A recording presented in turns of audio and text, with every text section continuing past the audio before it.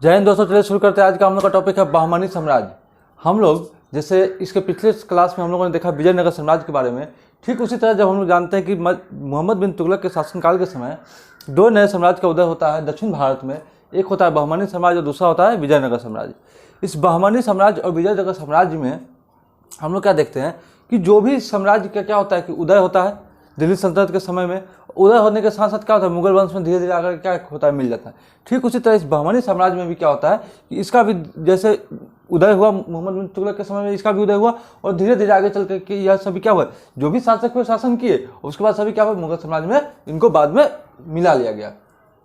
तो आज हम लोग का टॉपिक है बहमनी साम्राज्य, इसके बारे में हम लोग पढ़ते हैं। देखिए, मोहम्मद बिन तुगलक के शासनकाल के समय एक अधिकारी पद पे एक व्यक्ति था जिसका नाम था हसन गंगू, या उसको जफर खां के नाम से भी जानते थे। उसी ने 1347 ईस्वी में क्या किया था, बहमनी साम्राज्य की स्थापना की थी। इस व्यक्ति ने क्या किया, इसका मूल नाम तो था हसन गंगू, जफर खां के नाम से भी इसको जानते थे। क्या नाम है, जफर खां।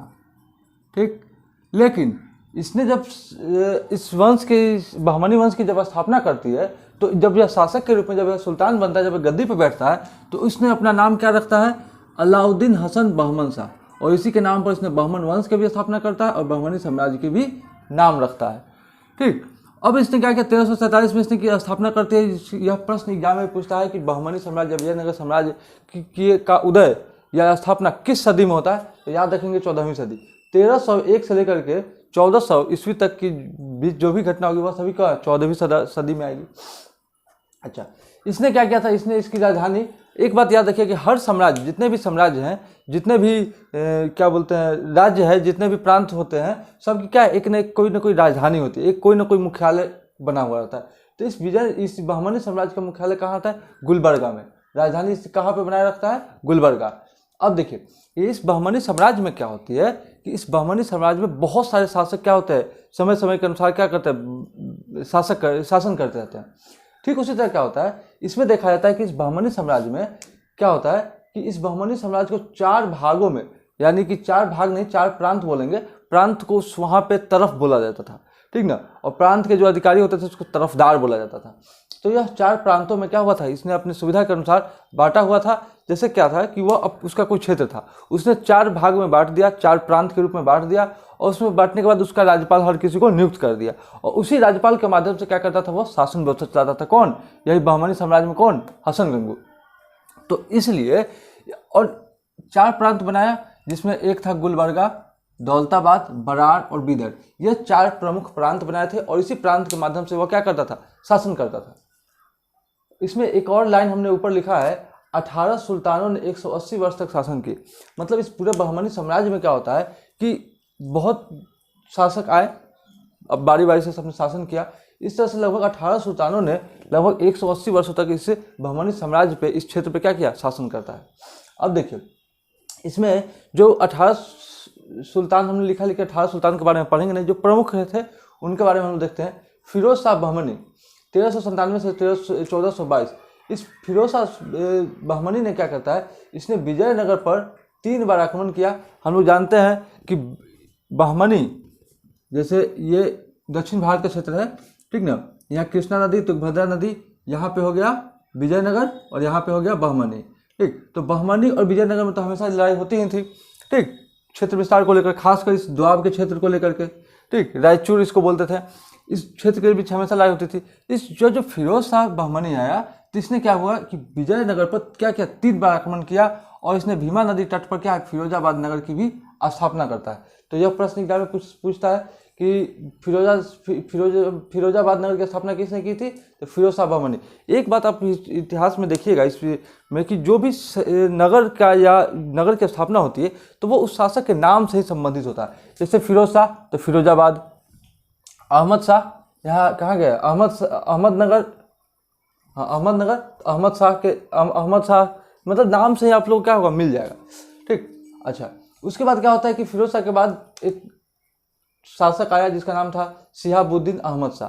शिहाबुद्दीन अहमद शाह ने 1424 में राजधानी गुलबर्गा से क्या स्थापित कर दी, बीदर। यानी इसने अपने शासनकाल के समय जो राजधानी गुलबर्गा थी, इसने अपनी राजधानी स्थापित करके कहाँ पर ले आई, बीदर में ले आया। बीदर से क्या किया, शासन व्यवस्था को चलाने लगा। अब यह जो बहमनी वंश चल रहा था, इस बहमनी वंश में क्या हुआ कि जो अंतिम शासक रहा वह रहा कलीमुल्लाह। कलीमुल्लाह यह इस वंश का क्या हुआ, अंतिम शासक रहा। समय समय के अनुसार हम लोग देखा कि जब यह हसन गंगू ने क्या किया था, अपने साम्राज्य चलाने के लिए अपने साम्राज्य को 4 प्रांतों में बांट दिया था।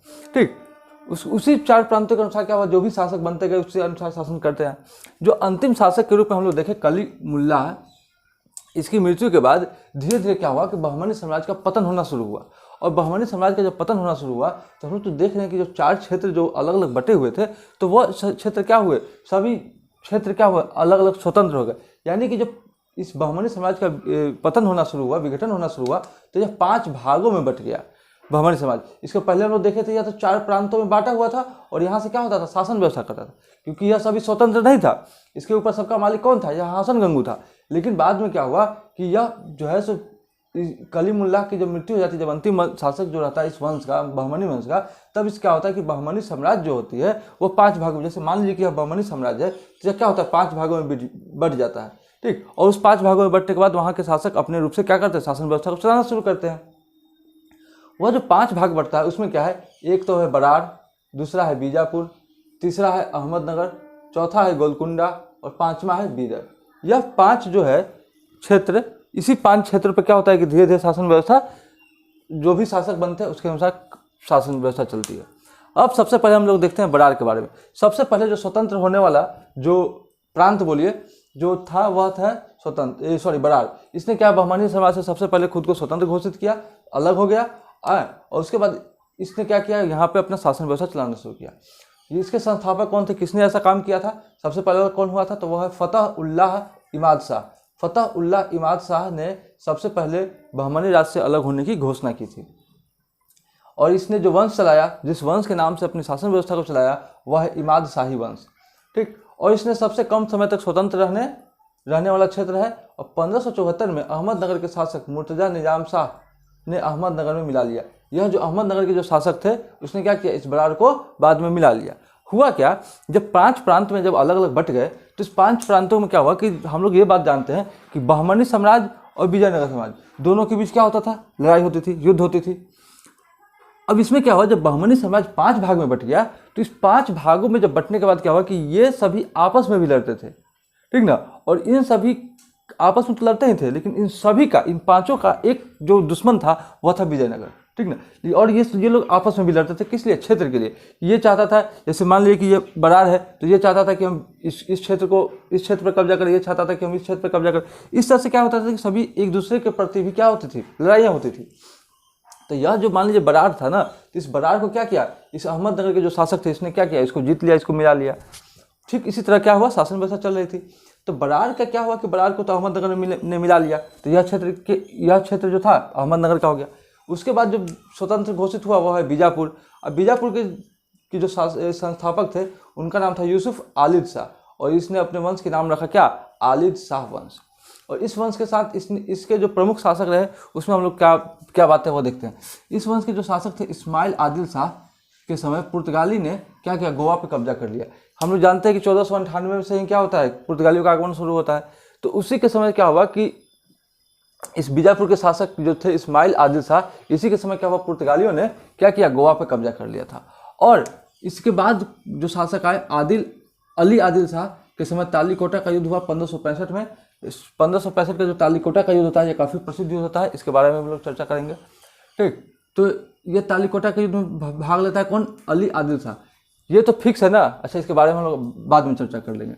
इब्राहिम आदिल शाह द्वितीय ने क्या किया, हिंदी गीत संग्रह नवरस नामा की रचना करता है कौन, इब्राहिम आदिल शाह के समय जो एक हिंदी गीत था उसका नवरस नामा की रचना किसने की, इब्राहिम आदिल शाह ने।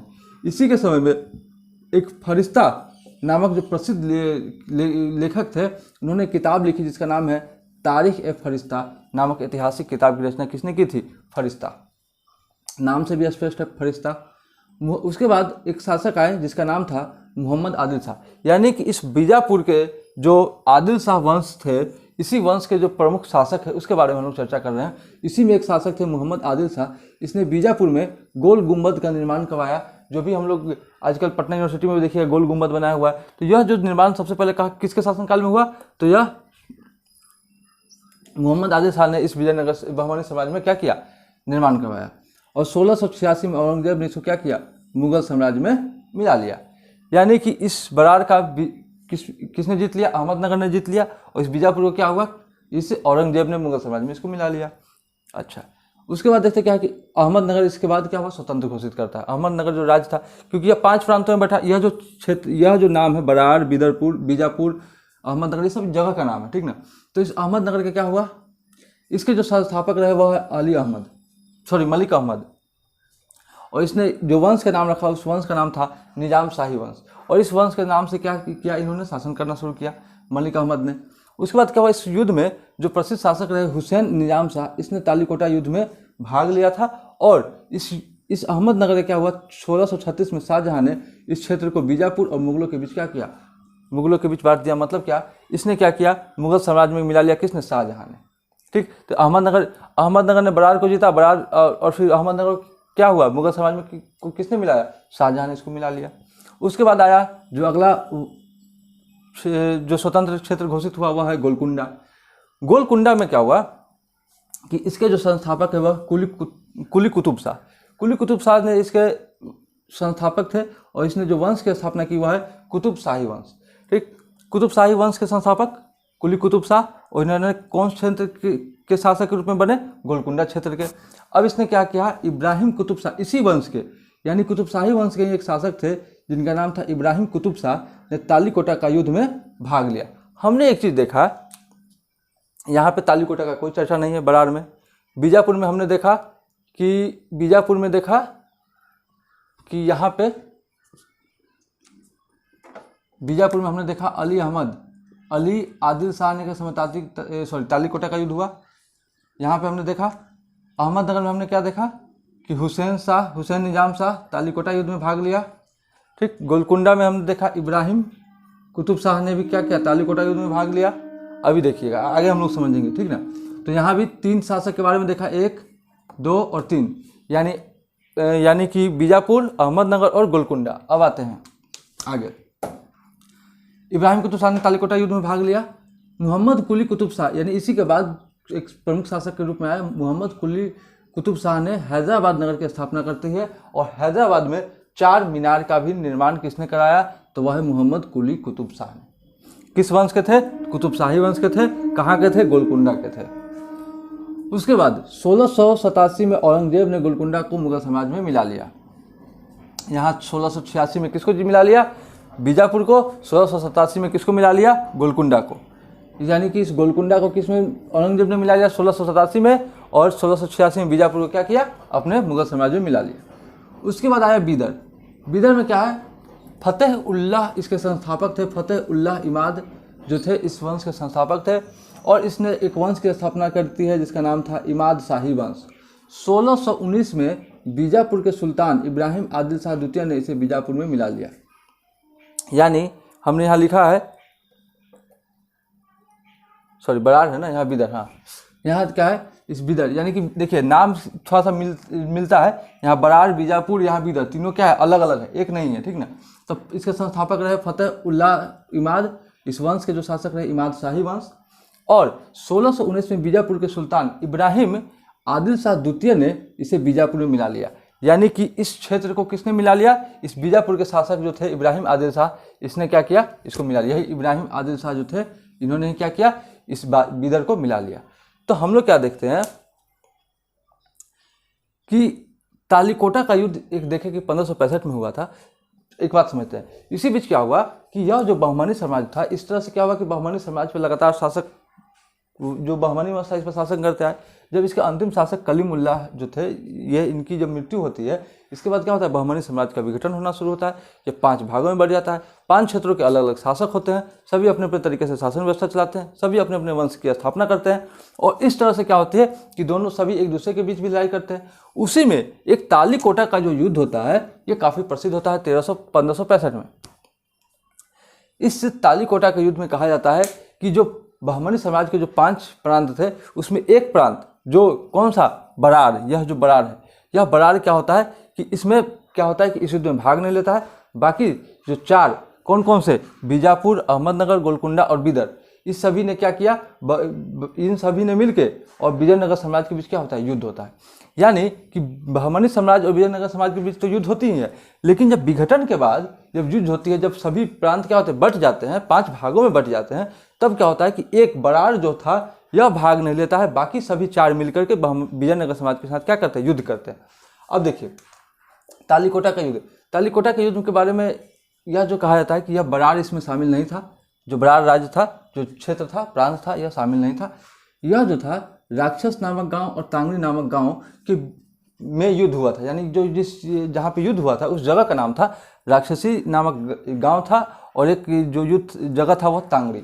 यानी कि राक्षस और तांगड़ी जो जगह का नाम था, जो गांव का नाम था, वहीं पे युद्ध हुआ था, इसलिए इसको राक्षसी तांगड़ी का भी युद्ध कहते हैं, और इसको एक बनहट्टी का भी युद्ध इसको कहा जाता है। इसका प्रसिद्ध नाम के रूप में हम जानते हैं, राक्षस तांगड़ी का युद्ध बोलिए, बनहट्टी का युद्ध बोलिए, तालीकोटा का युद्ध बोलिए, बात एक ही है।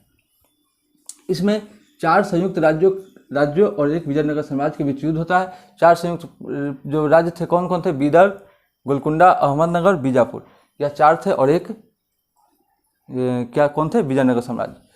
ठीक, और विजयनगर इसमें इस युद्ध में क्या होता है, तालीकोटा युद्ध में विजयनगर साम्राज्य जो होते हैं, विजयनगर के जो भी शासक होते हैं उनकी हार होती है, और बहमनी साम्राज्य के जो भी शासक रहते हैं, जो यह 4 बीजापुर, अहमदनगर, बीदर और गोलकुंडा, ये सभी शासक क्या होती है, इन सभी की जीत होती है, और विजयनगर समाज की क्या होती है, हार हो जाती है।